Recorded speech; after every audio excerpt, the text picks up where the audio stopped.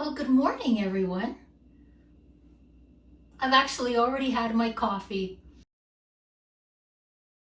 Now that I'm back to regular eating, I love to eat my oatmeal every morning. This morning, I put walnuts on top because I like the little crunch.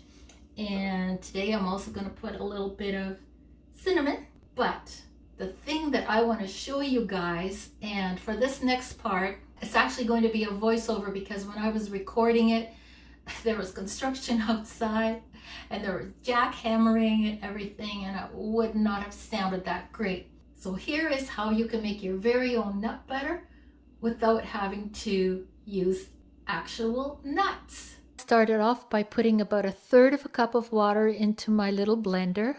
And instead of using whole nuts, I now use nut butters. Now you can use any kind of nut butter, use your favorite. Mine happens to be almonds. It blends up really fast. And for sweetness, instead of adding sugar, I add dried fruit, or you could even add a bit of honey. Mix it all together and voila, all done. Okay, so that was the easy, fast way of making nut butters. Of course, you can use, like I said, any kind of nuts. And the extra step that I go to, sometimes, not always, but I like my oatmeal to be really nice and hot. So I've also heated up my nut butter. Did I say nut butter? Trust me when I say this was excellent. Usually for sweetness, I'll put raisins on because raisins are much healthier than sugar. Same with the figs or dates or anything you may have that you can chop up, has all the nutrients and blah, blah, blah, blah, blah.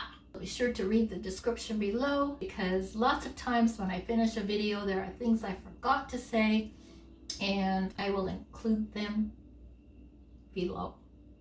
Well, thanks a lot for watching, everyone. Hope you all have a great day. Bye.